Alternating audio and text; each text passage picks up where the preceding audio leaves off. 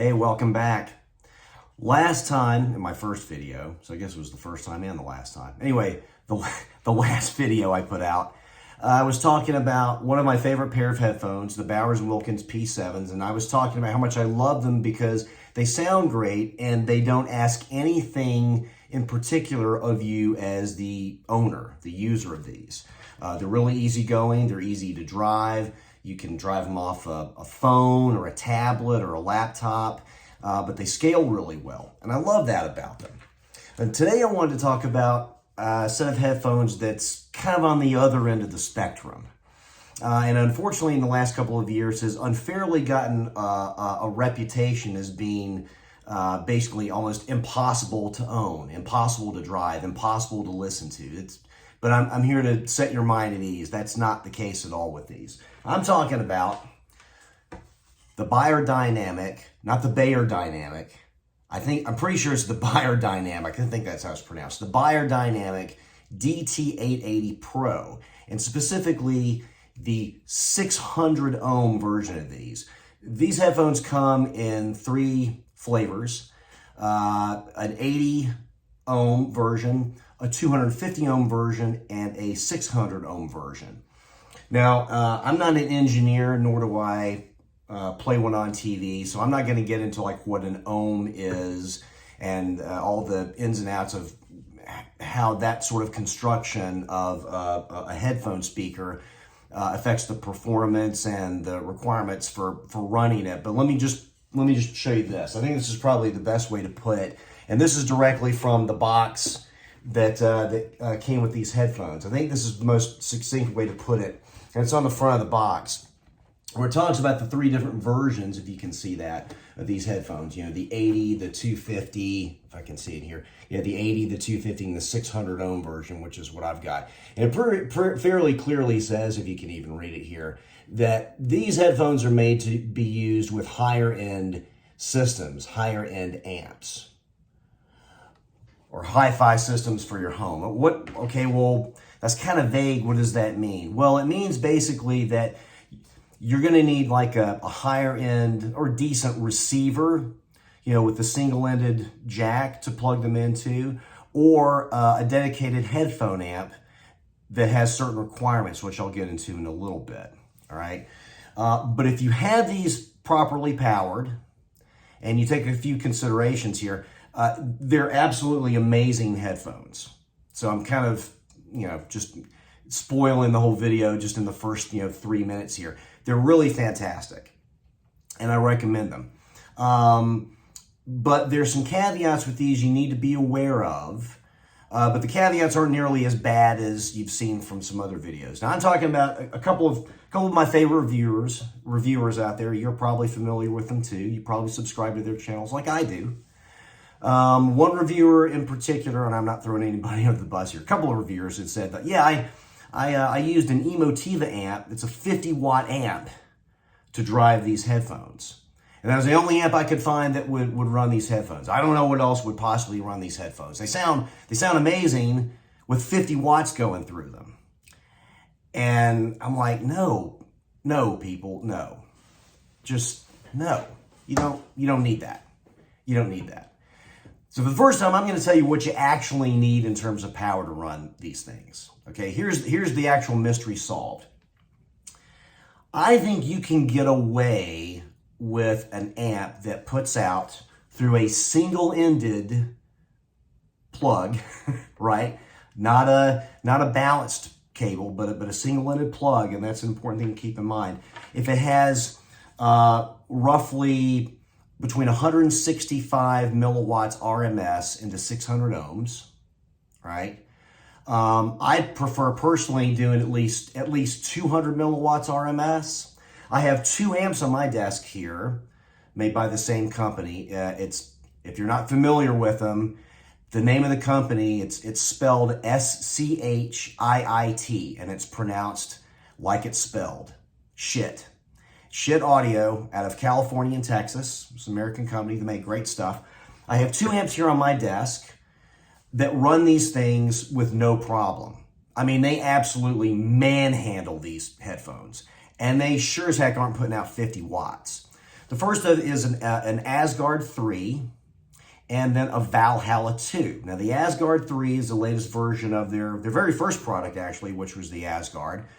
This new one into 600 ohms, if you check out their website, it's rated at 300 milliwatts RMS into 600 ohms, okay? The Valhalla 2 is rated at 340 milliwatts into RMS into 600 ohms. So roughly the same power output. And again, both of these amps, and I'm not just being dramatic here, they manhandle these headphones. They run them effortlessly. And what I mean by that is, so both of these amps have a low gain and a high gain setting, right? So if I'm using the high gain setting on either of these amps, the volume knob's at 12 o'clock.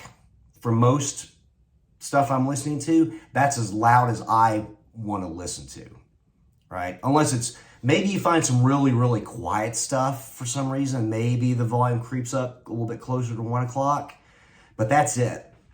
It's plenty loud at that point. And if you have it in low gain setting, then yeah, maybe 1 o'clock or so, 1 to 2 o'clock, if it's something that's really quiet. But they've got plenty of headroom to run these things. So you don't need an especially powerful amp to do it. But if you're trying to run them off of a portable device, well, just don't. It's not going to work. If you have like a dedicated USB I/O device like this Focusrite, it's an old 2i2 that I have. This one I know for sure doesn't have enough juice to run these. You may have the newer versions of this but I don't know. I don't know that they do. You just have to check the specs. The important thing is check the specs from the manufacturer. Go to the web and check the specs and see if the amp you're thinking of using is rated into 600 ohms, right? So I think any of the other amps from most of them probably would run these fine. Steve Guttenberg, one of the godfathers, almighty, guys of audio, high-end audio reviewing, reviewed the Jotunheim 2, the Jotunheim 2, and he ran his older pair of these headphones through it. That one is rated, I think, through the single-ended. It's both a balanced and single-ended. The single-ended has a lot less output than the balanced because that's the way they do balanced amps, is they throw all the high power and the good stuff at the balanced, and they leave some of the leftovers for the single end. So the single end, I think, puts out I think it's rated at 165 watts RMS. So you could do it with as little as that. But that also means some of the other amps, the cheaper amps they make, like, say, the Valley 2, that sort of semi-tube, hybrid tube solid state they make, I think it's rated at like 200 something watts RMS, milliwatts RMS into 600 ohms. That would probably run these pretty well too. So that's what you really need to run these. All right, don't be scared off by folks telling you need 50 watts. You don't need that. All right. But here's the other thing: you don't want just any 300 milliwatts or 200 milliwatts or whatever, right?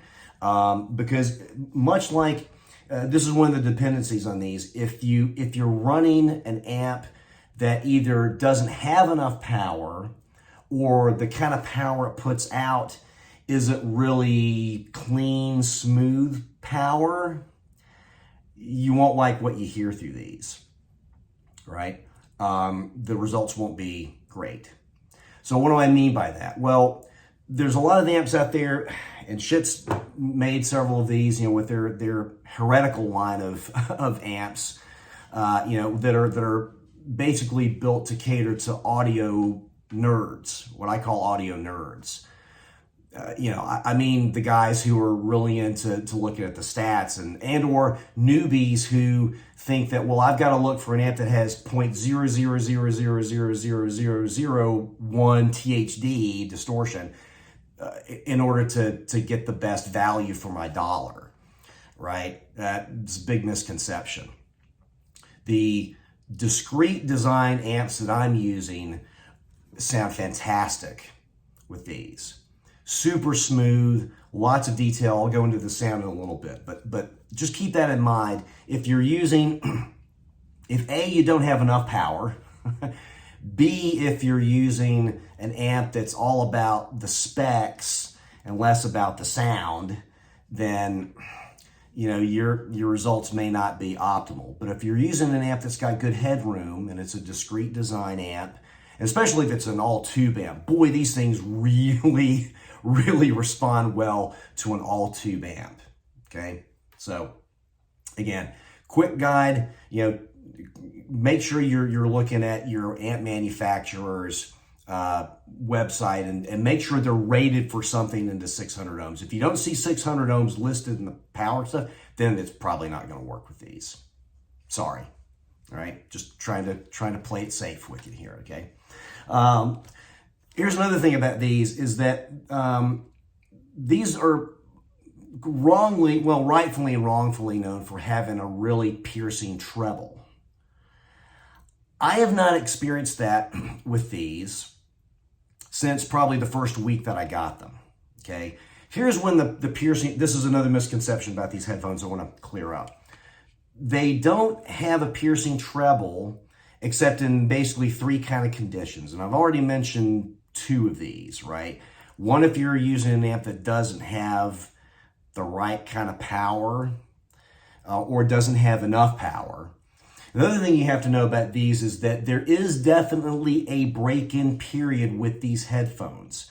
Some of you may not believe in break-in periods. You think it's just a bunch of blather, but I'm telling you, definitely with these headphones, you got to give them roughly a week. I mean, it depends on how much you're listening to them, right? But you give them at least a week or so to break in. And after they break in, just everything just smooths out. You don't lose any clarity, you don't lose any accuracy, but it just calms down and smooths out, and you just love them. You just love them. Okay. So the other, I guess the last way in which you might get zippy treble, so I guess this is maybe the 4th way, if you might get zippy treble, is if you're listening to really, really, really bad recordings. And in particular, when I say that, that's a vague statement. Here's my definition of this, because I've experienced this with these headphones, where even after the break-in period, the treble doesn't get piercing, but it's definitely a little crispy at the top. And that happens if I'm listening to circa mid-late 1980s rock recordings that were never ever remastered. So if you're someone of a certain age, like me, right? If you lived in the 80s and bought CDs in the 80s and early 90s, you know that those CDs at that time sounded, for the most part, just god-awful. Because those are the early days of digital recording and mastering. And a lot of times what companies would do is the record companies would send an artist into the studio and they might record it in analog, and then when it came time to throw the stuff over to CDs, they would literally just throw it over. They wouldn't, without any care about the mix, without any care about the mastering, just throw it over into the digital realm. Done. Check the box. Move on. Pop it in the jewel case. Pop it in the box. Send it off to be sold. And those recordings, I've heard some. It's not great. But other than that, my experience has been most any kind of recording, whether it's rock, jazz, pop, international, acoustic, techno. I'm an equal opportunity listener pretty much. It all sounds good through these, right? Okay, so we've talked about the power and what you need and what you don't need. We've talked about the treble and what's really there and what isn't. Again, give it a week, right? Make sure you're using the right amp with them, and you're golden. In terms of the build quality and the comfort, I'm going to compare these, as well as the sound, with the headphone that everybody likes to compare everything with in the headphone world, which is the Sennheiser HD650/HD6XX from Massdrop or Drop. Mine's the older one. It still says Massdrop on it. Or the HD600, which is, very similar design to these, a little bit different sound, right? So first, in terms of the comfort, for the longest time, I kind of thought these were probably my most comfortable headphone, right? I mean, and a lot of people would say that about the Sennheisers. These are kind of the over-ear headphones you can put on and actually forget you're wearing them after a while, right? It's like only after you get up and the cable starts pulling you back toward your desk, you go, oh yeah, I've still got these headphones on my head. I think these may be more comfortable than these. I think the DT880s may take it. Now, one thing about these, I must say, is I've had these headphones for a couple of years. You know, the pads, I might need to change the pads out of these. Maybe some new pads, and I might change my mind. You know, these are brand spanking new. I've had these a couple of years. So maybe that's it.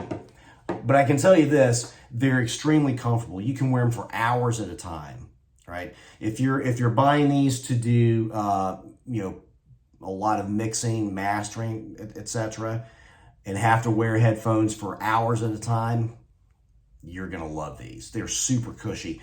These, you know, these nice thick velour pads, man, they're just so cozy. And the headbands has got just the right amount of padding in it, and they're light. You know, this is actually metal. I don't know what kind of metal. I like to think it's aluminum, but it's probably just, you know, some thin metal. They're you know, there's plastic and there's a little bit of metal. Overall, they're pretty durable.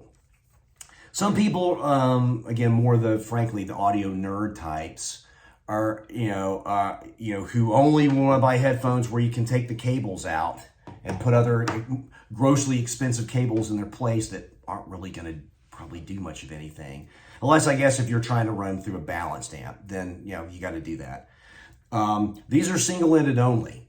So you'd have to pay somebody, or if you're, you know, if you're really enterprising and maybe a little reckless, you can modify them yourself to do a removable cable. But frankly, the cable that comes with it is just fine. It's very long. It's long. It's long. I mean, it's real long. I don't know how long, but it's long.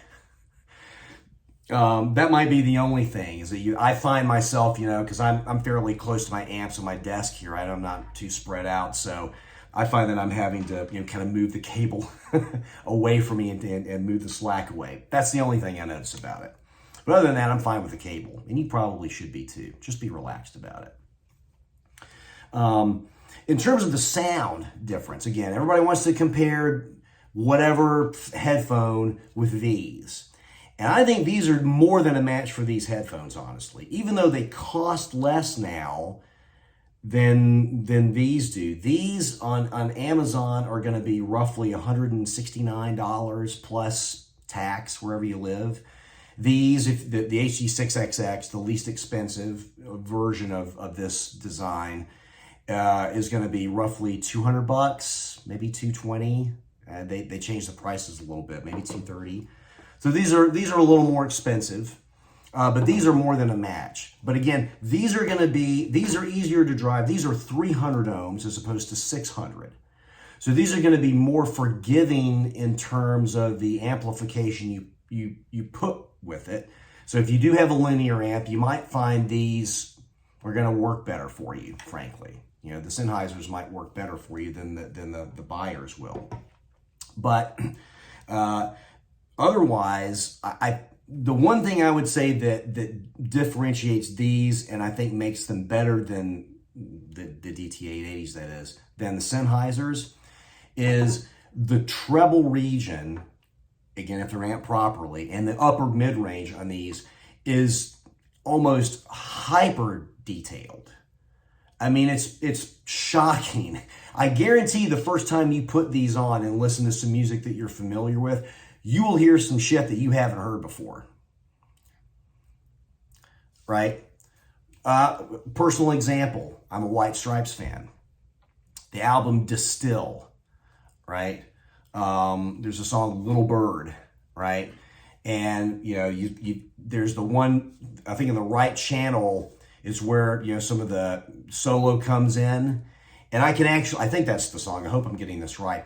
I can actually hear a second before the solo starts, I can actually hear when the engineer brings up the level for that track in the recording. You can actually hear like the hum of the the distorted amp and the air of the room. You can actually hear that right when he brings it up. I hadn't noticed that before. Maybe I'm just inattentive. But these pointed that stuff out. It's never distracting. It just makes you go, ooh, I hadn't heard that before. Ooh, check that out. I didn't know that was in there. So that's one of these things, these things reveal all these little hidden gems, little quirks and characters in the recordings that you've been listening to forever that you didn't know were there. So that's one of the things I think is really special about them. So yeah, in short, they're comfortable, they have amazing sound quality, and as long as you amp them properly, and again, you don't need 50 watts to run these, okay? Settle down, people. You'll love these. I highly recommend them. Give them a try. Audition them if you can. Good luck.